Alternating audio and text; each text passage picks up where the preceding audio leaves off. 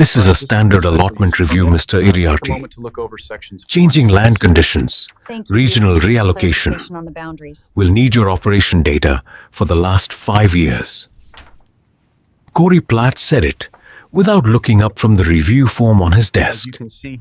Two agency staff at side desks. A window showing Steamboat Springs in February, the peaks white above the town. A procedural morning at the Forest Service District Office. Nothing unusual. Anso Iriarte said nothing for a moment. Then he reached down beside his chair, lifted a bound binder, thick blue cover, the spine lettered in ballpoint. Iriarte, allotment records, 1974, 2024, and set it on the desk between them. He said, "I brought 50. The room stopped. The staff member at the side desk stopped typing. Platt stared at the binder. The silence was not dramatic. It was the silence of a man looking at something he had not expected to exist. Marta Iriarte Salcedo, seated beside her brother, set a second binder on the desk without being asked. She said quietly, "We keep two, in case one burns." But what Corey Platt didn't know, what he had not yet understood, arriving with his satellite analysis and his regional reallocation template, was that this binder contained 50 years of ground truth data that would directly contradict the baseline assumption of his entire review. Not circumstantially, not partially, point by point. And zero violations, not one, in 50 years. Do you know what it means when a man has been doing something right for 50 years and nobody bothered to check? But before we get to what was in that binder, we have to go back to 1974 and to the kitchen table where everything started. That evening, at 9:22 p.m., Domingo Iriarte came home from a permit hearing in Steamboat Springs and sat at the kitchen table for a long time without eating. He was 57 years old, and he had been running sheep on the Root National Forest allotment since 1958. And he had just spent 4 hours in a hearing room watching two other permittees lose their allotments because they could not document their stewardship. Not because they had grazed poorly, because they could not show, in writing, that they had grazed well. His daughter Marta was 23. She was clearing the dinner dishes. Domingo said, "Get me a notebook." She got him a notebook, a composition book from the school shelf, the kind with the marbled cover. He opened it and dated the first page, March 1974, and wrote the first entry in his careful, slightly formal hand, in English because the records would need to be read by agency people, and in Basque for the names of the specific places on the mountain that did not have English words. He said, "We start writing it down. Every year, every inspection, every count, everything." Marta said, "Nobody told us to." Domingo said, "We just think it's right." She sat at the table and helped him format the first entry. Anso was 19 that year. He was the third of 4 children, the one who liked the high range best, the one who had been moving sheep on the allotment with his father since he was 11 years old.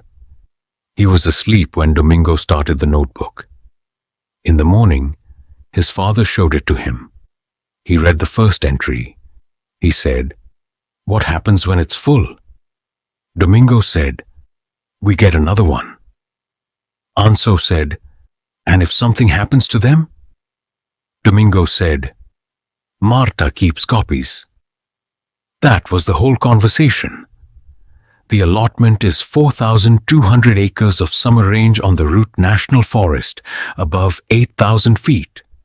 The Iriarte family first walked it in 1921, when Anso's grandfather, Fermin Iriarte, who had come from the Basque country in 1904 and worked sheep ranches in Idaho for 17 years, received his first grazing permit and moved a band of 600 sheep to the summer grass. Fermin had chosen Road County for reasons his family still repeats. The grass was right, the water was reliable, and the terrain, steep and complex, was the kind of country he had grown up moving sheep through. He knew how to read it. The permit had been in the family for 103 years when Corey Platt initiated the allotment review. And so knows the allotment the way Fermin knew the Basque Hills of his childhood, at the level of specific memory, specific place, specific observation. He knows the wet draws that produce early grass in June, and the exposed ridges that need to be grazed last when the grass is fully mature, and the risk of erosion is lowest. He knows the aspen grove in the northeast corner. He was there when his father rested it for 2 seasons in the 1980s, watching the browse pressure on the seedlings, making the decision on a Tuesday morning while eating lunch at the ridge. The agency's records note this as a voluntary rest period with positive vegetation response. The binder notes it as his father eating lunch and making a decision. These are not the same record, but they document the same fact. Corey Platt had transferred to the district 8 months before the review notice. He came from the Intermountain region, where he had managed allotment reviews for 6 years. He was thorough. He was process-driven. He had a template, developed over a decade of regional review work, for how allotment evaluations were conducted. The template assumed 5 years of operational data from the permittee, a site visit in the upcoming grazing season, and a comparative analysis against regional range condition benchmarks derived from satellite vegetation indices. He had run satellite indices on the Iriart allotment in the spring before the review. 2 of the 5 range segments showed vegetation levels slightly below the regional benchmarks. He did not know that those 2 segments sat at the allotment's highest elevations, which had experienced disproportionate drought impact in 2020 and 2021. He did not know, because he had not yet seen the binder, that Anzo had pulled the band 2 weeks early in both years, reducing pressure on exactly those segments, and that the ground truth vegetation transects from August of both years showed recovery above historical average. The satellite couldn't see recovery. It measured canopy density at one point in time. Anzo's transects measured density, species composition, and recovery trend, ground level, with GPS tags in August after the early pool had worked. Different instruments, different answers. One of them was right. Platt presented the satellite data at the February meeting as a baseline concern. He explained it carefully. The regional benchmarks, the methodology, the 3-year trend. He was not trying to trick anyone. He was presenting the data he had. Anzo opened the binder to the 2020 and 2021 vegetation transects and set them beside Platt's satellite printout. The comparison was not subtle. On 3 of the 5 range segments, the satellite showed moderate decline. Anzo's ground truth showed recovery on the same 3 segments, in the same years, measured 6 weeks later in the growing season. The discrepancy was large enough that Platt's staff member, a range technician named Carol, who had been doing this work for 8 years, quietly pulled up the satellite dataset and ran a side-by-side comparison. She said, to no one in particular, The early pull timing explains the difference. The satellite caught the post-grazing window before recovery. The transects caught the recovery. This was the moment Platt's review process ran into evidence it had not anticipated. He did not respond badly. He was a thorough man, and a thorough man recognizes when his data has a gap. He asked for time to review the transects. He scheduled a second meeting. Between meetings, he read the binder. He started with the 1974 entries, Domingo's handwriting, the formal English mixed with Basque place names, the careful counts and the vegetation notes, and the early decisions about how to manage the range. He read through the 1980s, where the handwriting began to include Anzo's entries as Anzo took on more of the documentation work. He read the 1989 letter from the district manager of that time, a man named Raymond Loftus, who had been district manager for 12 years and who wrote in a typed letter on Forest Service letterhead that the Iriarte allotment was the most consistently managed and best documented permittee operation in the district, representing a model of long-term sustainable stewardship. He read the 2003 letter from a different district manager, saying nearly the same thing in different language. He read the Aspen Grove rest period notes from the 1980s, the Tuesday lunch decision, the two-season voluntary rest, the recovery documentation that followed. He read the 2020 and 2021 early pull notes with the specific reasons Anso had recorded. High elevation, drought stress observed at the grass emergence stage, ban pulled 14 days early to prevent overgrazing of stress plants, transect data to follow, followed by the transect data, which showed recovery. This was a 50-year record of a man, and before him, a man's father, making good decisions about land they were borrowing from the public and writing down every one of them, and doing it not because anyone asked and not because there was an incentive, but because Domingo Iriarte had sat at the kitchen table in 1974 and said, "We just think it's right." Platt's supervisor attended the second meeting. He had read the relevant sections of the binder before arriving. When Platt's preliminary recommendation, a reduced allotment pending further review, was presented, Platt's supervisor looked at the recommendation and looked at the binder and said, "This binder changes the baseline." The compliance evaluation that followed took 6 weeks. The evaluation team used ANSO's ground truth transects as the baseline rather than the satellite indices.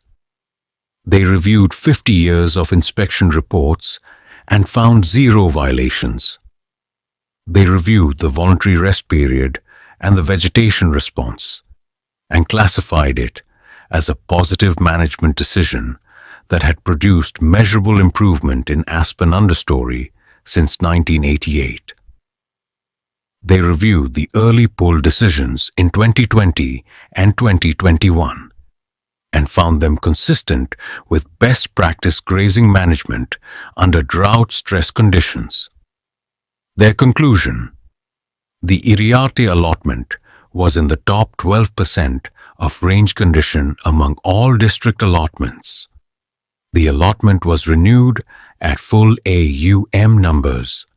Full 1200 AUMs, not reduced, not modified, full. The renewal letter arrived on a Friday morning in April. Anso read it at the kitchen table, the same table his father had sat at in 1974. He read it carefully, the way he read everything from the agency. Then he went to the shelf in the living room and took down the father's first notebook, the 1974 composition book. The marbled cover now faded, the binding dry but intact. He opened it to the first entry, March 1974. Domingo's handwriting. He took out his own current notebook and made a new entry.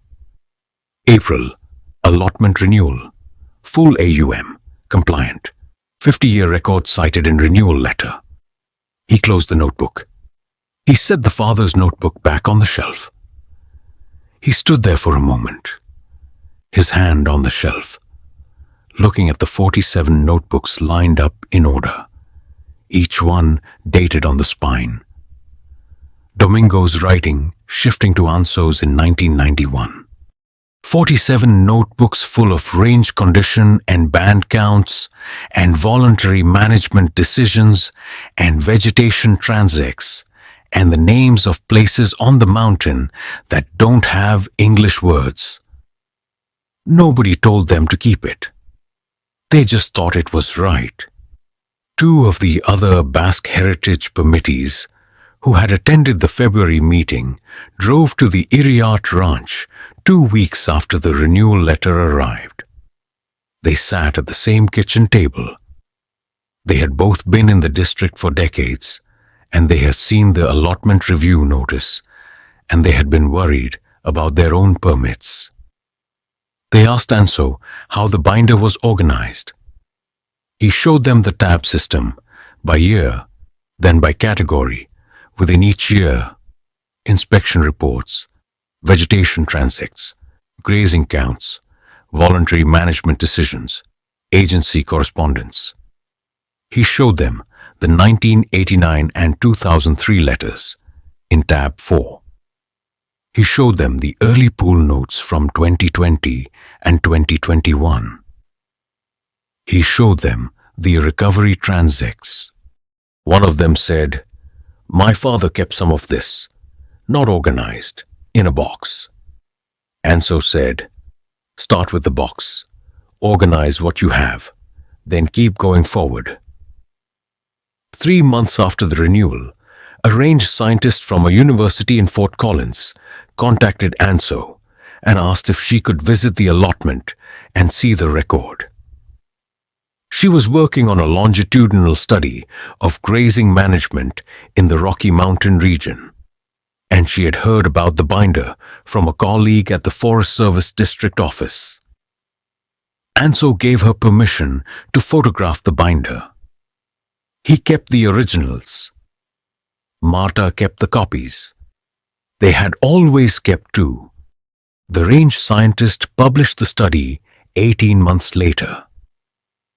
The Iriarte allotment record appeared as the primary longitudinal case study, the most complete continuous allotment documentation in the Rocky Mountain region, she wrote, representing a 50-year unbroken record of ground-level stewardship data. Anso read the study. He read it the way he read the renewal letter, carefully and all the way through. He noted one error in the study, a transect date from 2009 that was listed as August 14th when the binder showed August 12th. He sent the researcher a correction. She thanked him and issued an erratum. The binder was accurate. He had kept it accurately. His father had started it because Domingo Iriarte had watched other men lose their allotments in a hearing room, because they could not document that they had done things right. The document was not a weapon. It was not built for defense. It was built because Domingo thought it was right to keep the record. Anso thinks so too. He is 69 years old, third generation on this allotment, and he will be on the range in June with the band, moving them across the slopes the same way his father moved them, the same way his grandfather moved them, reading the grass and the water and the sky, and making decisions he will write down in the evening in the notebook he keeps in the saddlepack. 0 violations, 50 years. He does not plan to change that. If this story reached you in the right moment, if you have been doing something right, that nobody has bothered to document or recognize? Tell me in the comments. What record have you been keeping? What standard have you been meeting that nobody has bothered to verify? Share this video with someone who needs to hear that the work matters and the record matters, and that 50 years of doing something right is exactly what it sounds like. Subscribe so you're here for the next one. It involves hop yards, archived samples, and a brewery that couldn't explain two sets of numbers that said very different things about the same harvest. Let's go up to the allotment. It is early June, the kind of morning that comes after a week of rain when the whole high country smells of wet grass and pine, and the creeks are running loud in the draws. Anzo has the band moving across the slope below the first ridge, 600 head, the dogs working the edges, the lead sheep already finding the grass line that Anzo can predict, because he has been watching this mountain for 50 years, and he knows where the grass emerges first and why.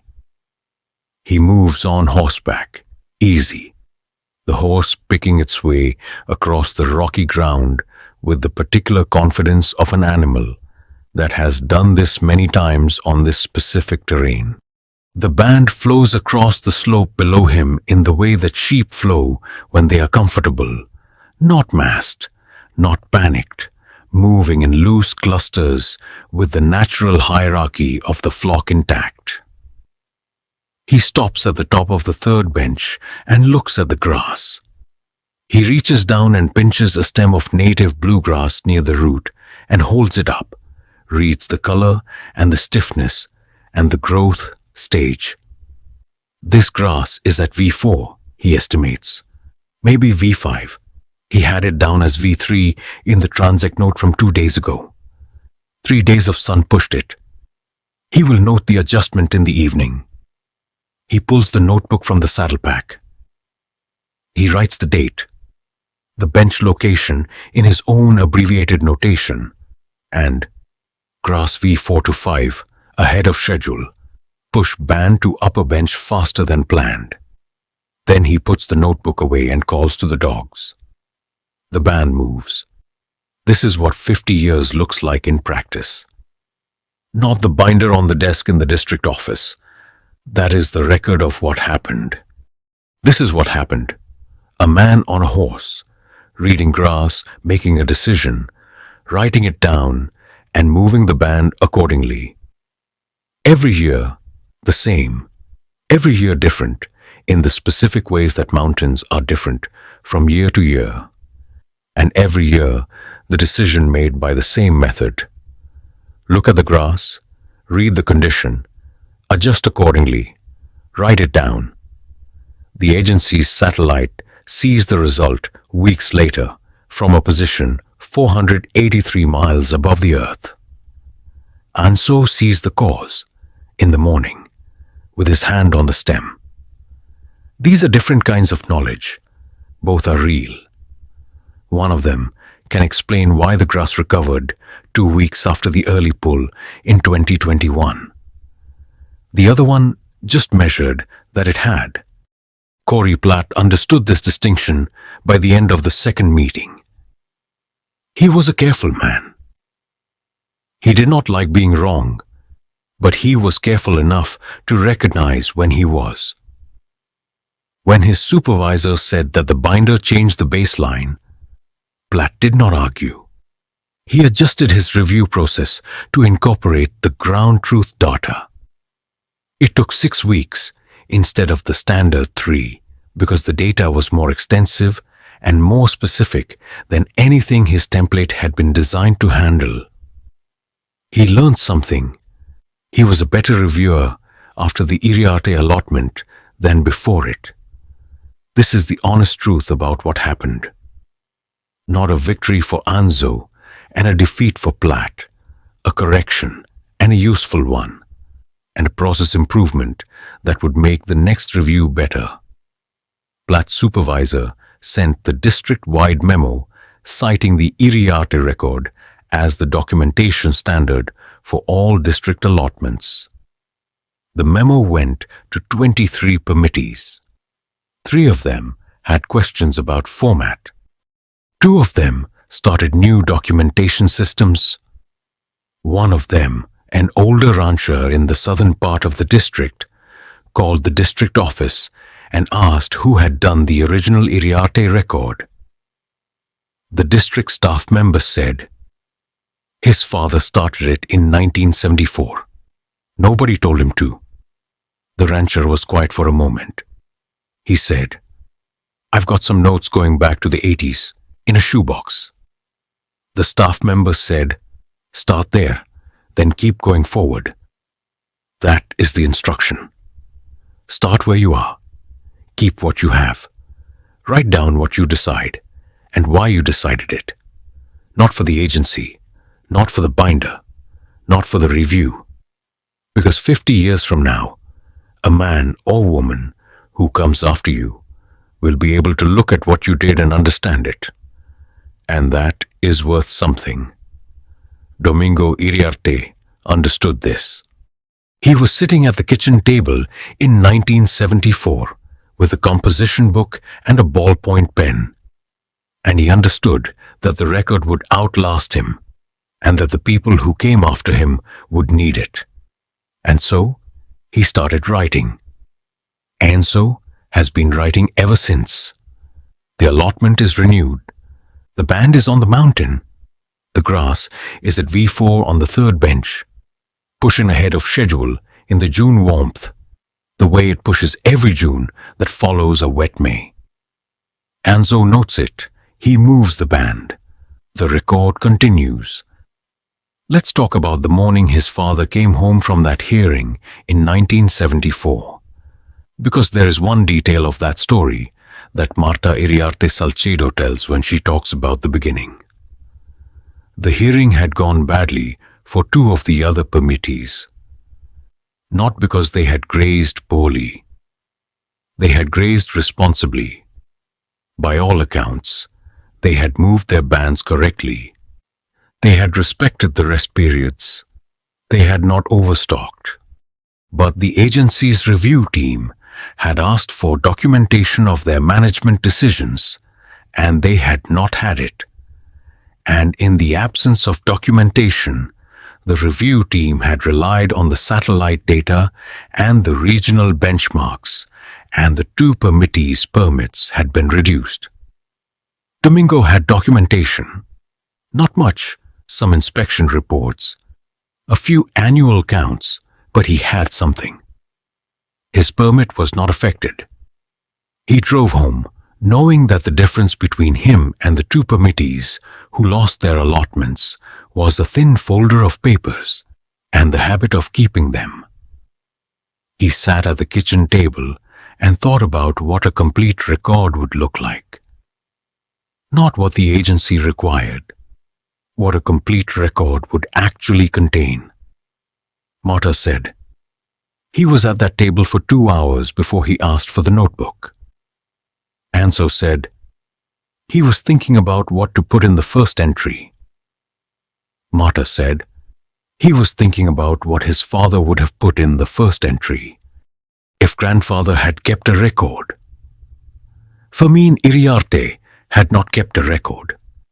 He had moved sheep on the route allotment from 1921 to 1947 when Domingo's father took over, and none of it was written down.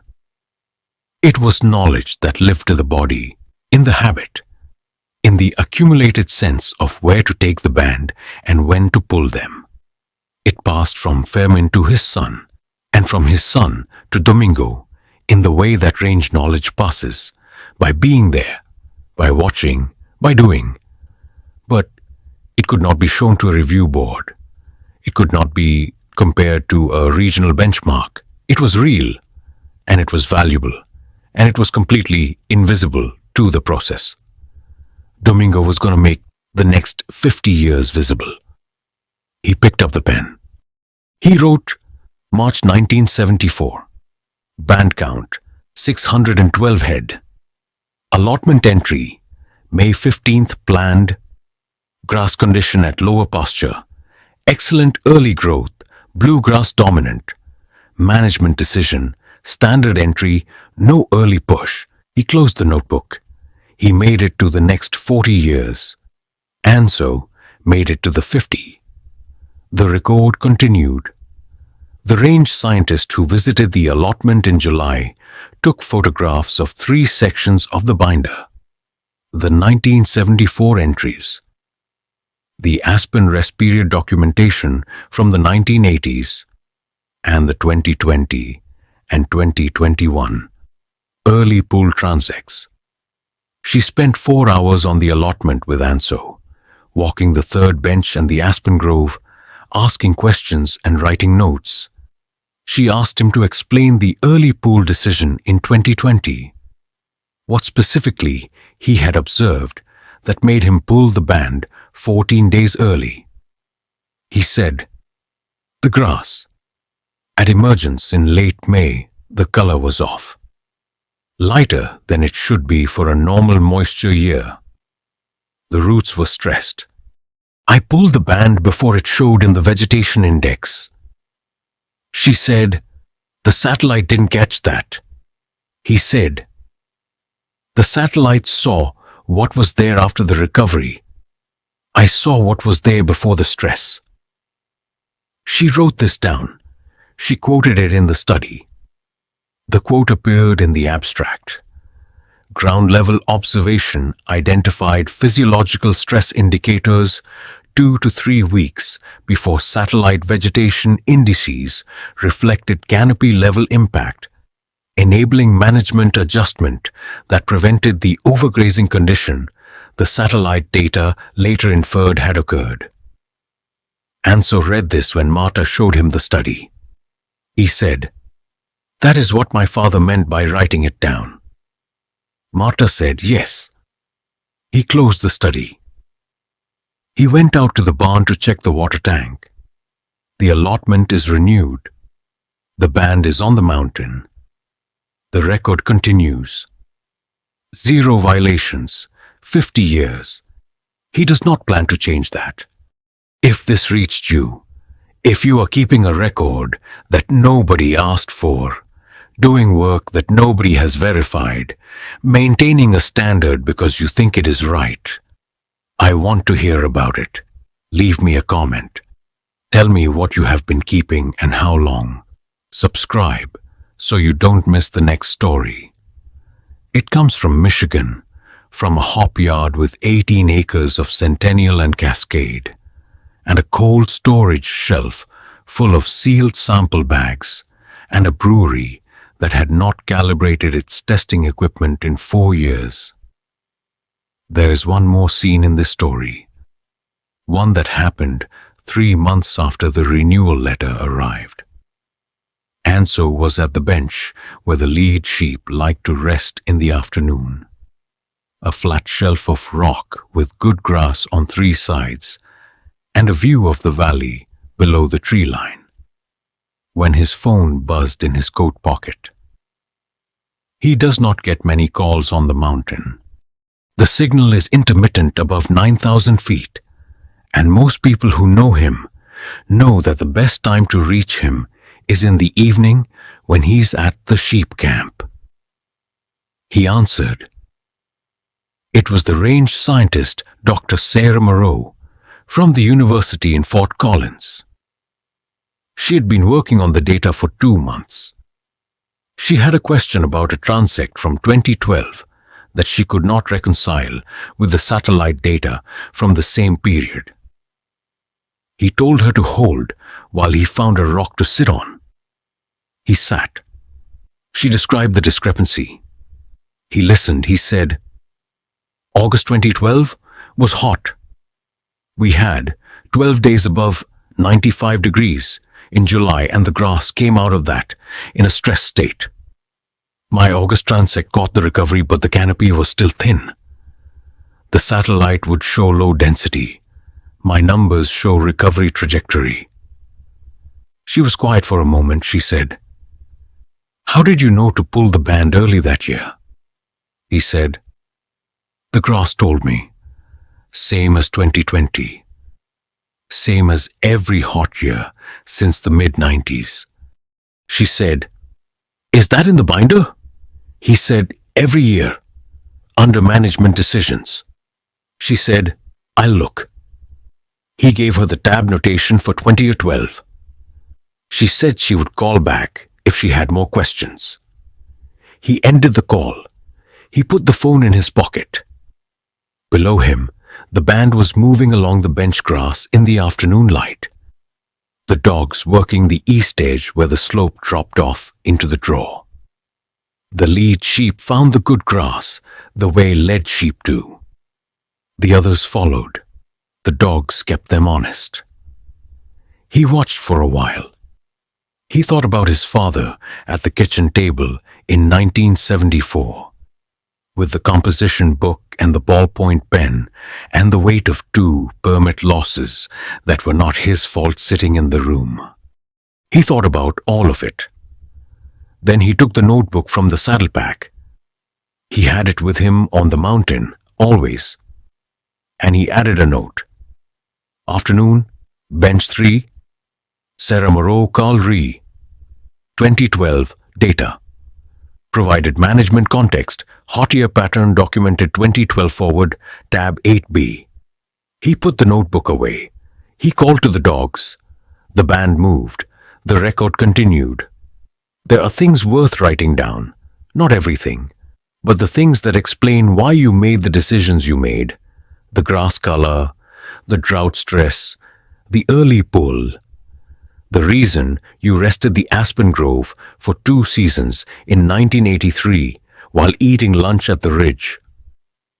The agency has satellites. The satellites see what is there. You need to write down what you saw before the thing that is there happened, because the satellite cannot explain the decision. Only you can explain the decision.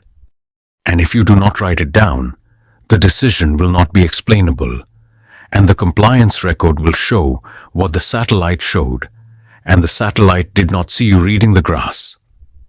Write it down. Domingo understood this, and so understands it.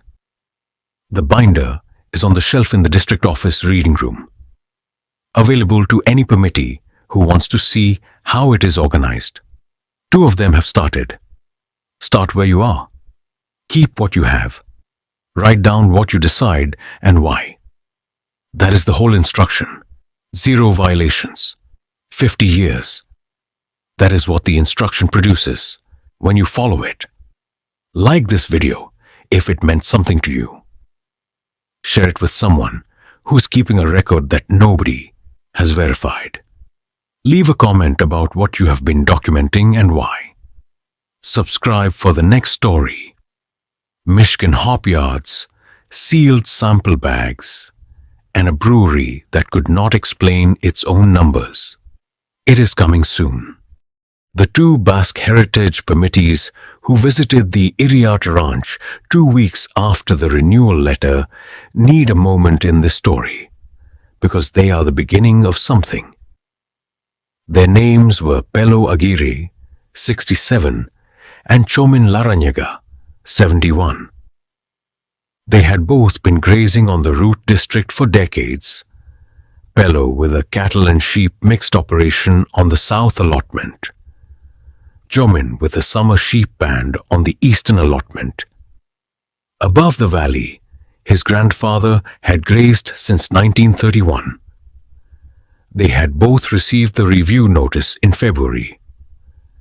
They had both sat in the district office waiting room on the morning of Anso's meeting, watching him carry the blue binder inside. They had driven to the ranch together. Anso made coffee. They sat at the kitchen table, the same kitchen, and Anso opened the binder and walked them through it. He started with the 1974 entry. He showed them the tab structure. He showed them the category system. He showed them the way his father had formatted the vegetation transects so that the data columns were consistent across 50 years, so that you could open to 1982 and to 2022 and read the same format, the same columns, the same notation. Pello said, "My father kept some notes in a box. 15 years maybe, 1980s and 90s. Anso said, "Start with what you have, organize it, then go forward from today." Pello said, "The format?" Anso got up and went to the shelf and found the blank template sheets he had printed after his father died. The columnar format, the category headers, the notation key. He had printed extras. He set the stack in front of Pello. Chomin said, "My grandfather had nothing. My father had a few pages. I have what I've kept since I took over in 1989. Some years are better than others." Anso said, "Whatever you have is more than zero. Start there." Chomin looked at the 1974 entry in the binder. He read it. He turned to 1975. He turned to 1980. He read forward through the years. He stopped at the Aspen Grove entry, the 1983 note about the Tuesday lunch decision, the 2-season voluntary rest, the reason written in Anso's father's handwriting. Chomin said, "He wrote down why." Anso said, "Always write down why. The agency can see what happened.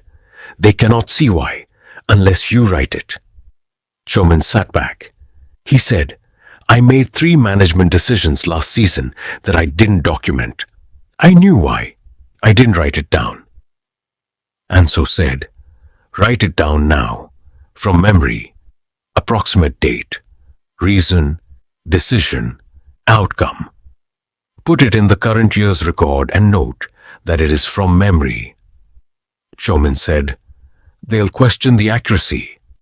Anso said, "They may, but a decision documented from memory is better than a decision undocumented. And from now on, write it at the time." They stayed for 2 hours. Marta brought out lunch, bread and sliced meat and a bowl of soup, and they ate at the table and talked about the allotment, about the grass, about the years when the drought came and the years when the range recovered, about the things that the mountain does that satellites cannot see, and the things that the binder can capture that the satellite cannot.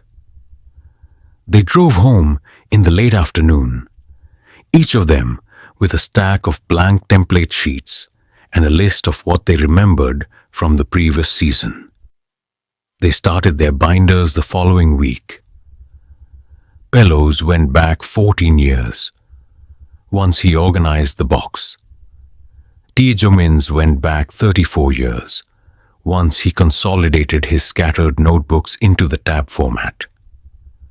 Neither of them is at 0 violations over that period. Pello had a minor vegetation citation in 2007, a temporary overgrazing condition on one bench, resolved in a single season, documented in the agency's inspection report. He put it in tab 2 of his binder.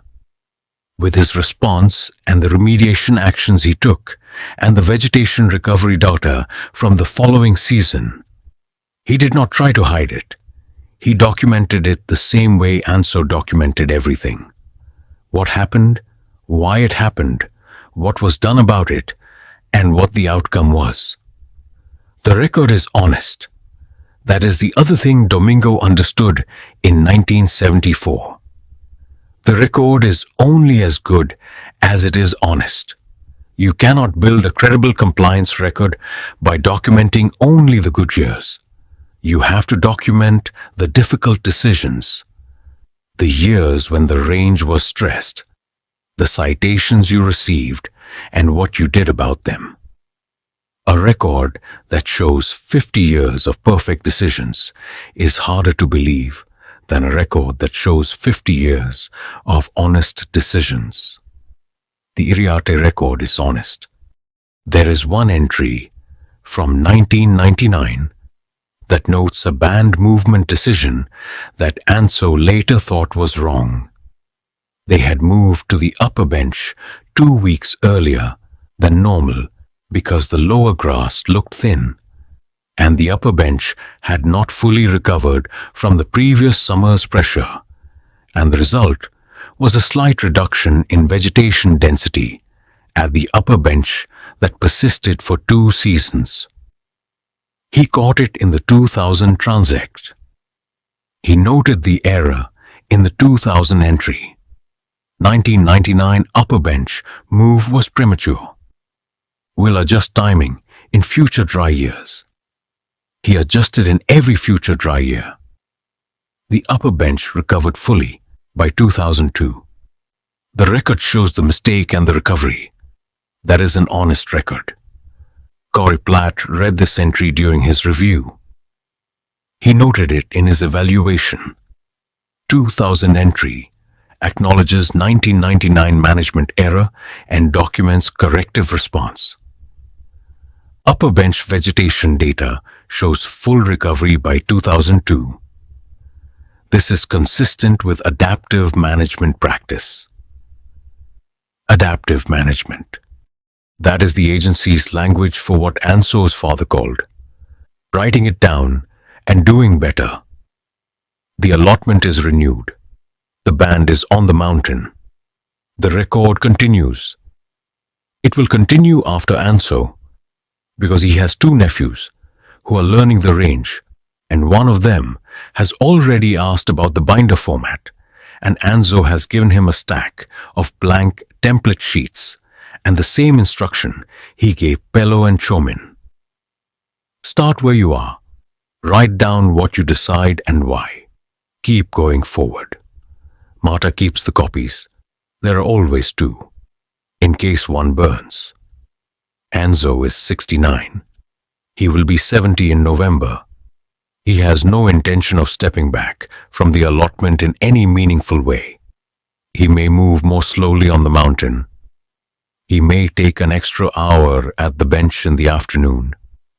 But the decision-making, the reading of the grass, the management calls that only the man on the ground can make, those are his.